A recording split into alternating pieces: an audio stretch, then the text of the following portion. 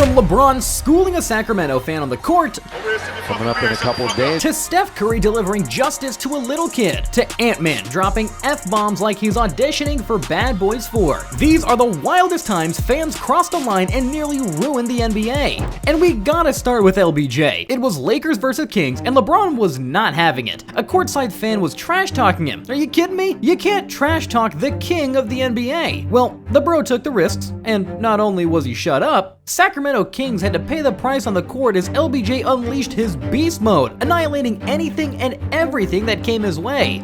He's been the best, far and away, best plus minus for the Lakers. Box tomorrow. Coming up in a couple of days, of course, Lakers at LBJ didn't let this slide, and only stopped after the Kings lost. Speaking of not letting things slide, Steph Curry might be a pookie inside, but off the court, man's got that Hall of Fame dad mode unlocked. After a game, he handed over his kicks to a young fan. Wholesome, right? Then bam! A grown man swooped in like it was Black Friday at Foot Locker and snatched up the shoes. Steph saw the whole thing, and bro flipped the switch from Splash Brother to strict father real quick. Hey! Yo! Yo! Give it to him! He walked over and basically said, "Yo, run them sneakers back to the kid." Bro, I can feel the secondhand embarrassment. But Giannis losing his mind after being DQ'd, it was way more serious. Tyrese Halliburton banked a cold-blooded game winner, and man, his dad was feeling it. The dude left his courtside seat like he just hit the shot himself, walked straight up to Giannis, and said something spicy. But let's just say, it didn't end with a hug. Crazy ending in game. That is right up there with him. The 8-0 run occurred, Greg, in the last 35 seconds. Bro should have stayed courtside where the views are better and the risk of getting clapped back is lower, but nope. Sing on the court. See Giannis there. Everybody trying to keep it. Luckily, no fines were handed out, no one got body slammed, unlike Ant-Man, because Ant didn't just cross the line, he dunked on it. He came in hot to defend Gobert, said something so outrageous it cost him a cool $50,000. That's not a fine, that's a vacation budget.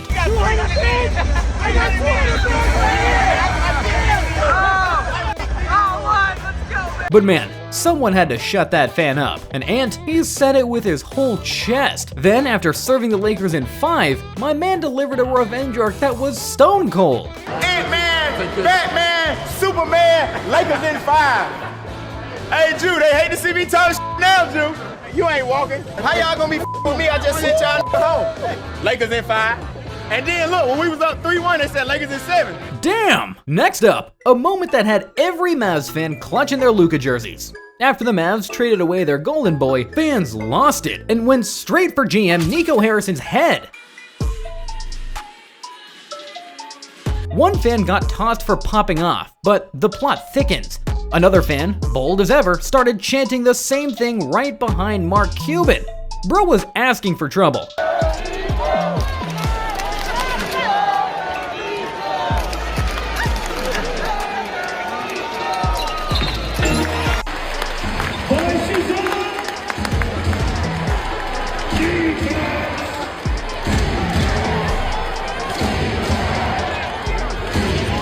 And yes, you guessed it right, Mark Cuban had him ejected with the quickness. And while we're talking about Luka, let's revisit the good old days. We all know bro's got that fire in him. I mean, dude plays with passion, swagger, and just the right amount of petty. And this one time during the 2024 offseason run, he was absolutely cooking the Wolves. Buckets on repeat, no mercy. But here's where it gets wild. A fan kept speaking from the sidelines. I mean, non-stop trash talk. Luka wasn't ignoring it. Nah, he was tolerating it. Then he turned around and thought it was Snoop Dogg doing the talking. Next thing you know, it was Slovenia's finest versus the king of hip-hop. And bro let loose. Loud, clear, and brutal. That wasn't just a clapback, that was personal. And look, you got the words with Snoop right now. Snoop appreciating the... And the kind of guy Snoop Dogg is, the rapper was impressed, big time. Luka earned himself a GOAT fan that night. I mean, he definitely has that dog in him. I'm like, this nigga's a dog. But the award for dumbest fan moment, That goes to the dude who thought it would be funny to dump popcorn on Russell Westbrook while he was leaving the game injured. Like, seriously, why would you poke the bear limping off the court? Russ almost turned that tunnel into a cage match. Come out and boo, yell all you want, we encourage that. This is just plain stupidity. It turns out these fans never seem to learn from their mistakes. It was a classic KD moment as a fan yelled out, "You're a bitch!" Real bold. But the second KD turned around and stared her down, she folded like a lawn chair. The switch up was instant, like she forgot who she was talking to.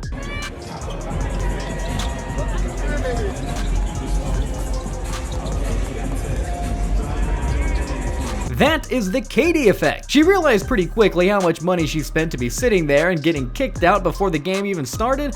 It would have been crazy. You see, KD is someone who doesn't care. Bro is the definition of badass. He once locked eyes with Gary Patton courtside. The banter started light, but KD turned it into a straight roast session. Bro hit him with, "When you were my age, you were the 8th man on the bench." Sheesh, that's not a jab, that's a dagger. By the time you was my age, you was the 8th man on the bench. And the wild part, KD wasn't even pressed about it.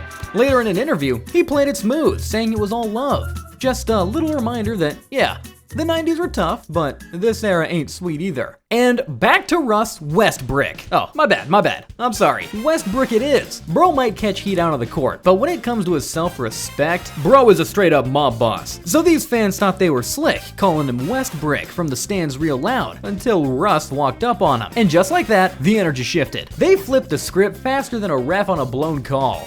Hey Westbrook, I'm the biggest fan. Westbrook. He said he's the biggest fan. Biggest fan. Westbrook. He said he's your biggest fan. It was wild. 1 second it's Westbrook, next second it's Sir. Huge fan. And folks, I've seen insane fan bases, but Knicks fans, bruh. After the Knicks knocked out the Celtics from the playoffs, New York erupted. And I'm not talking a few high fives and selfies. Nah, the fans took over the city. I mean, it felt bigger than when Argentina won the World Cup. Yeah, I said it. They hit the streets like it was a national holiday. They were on the signboards, on the billboards, hanging off like they just got drafted. Everywhere you looked, there was celebration and chaos.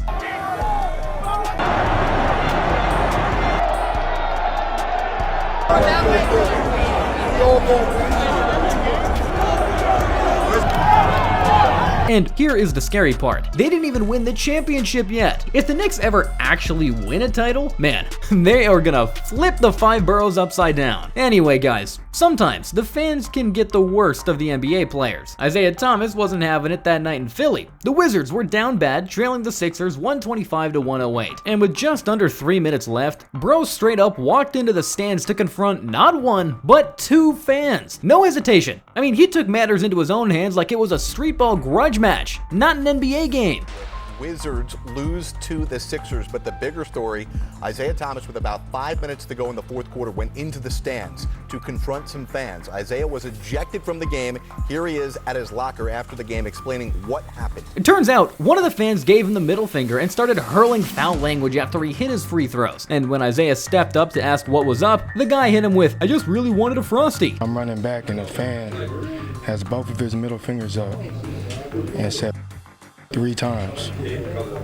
And his response was, "I'm sorry, I just wanted a Frosty." Bro, what? That's right, a milkshake almost sparked a brawl. Welcome to the NBA. Welcome to Fight Club.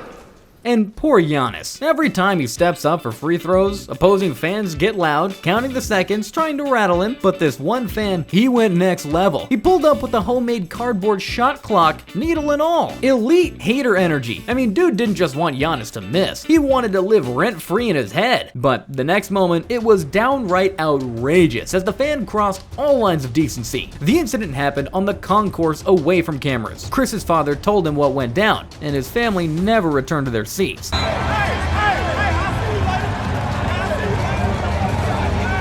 Chris was so furious that he would have ended that fight right then and there. This wasn't heckling, this was harassment.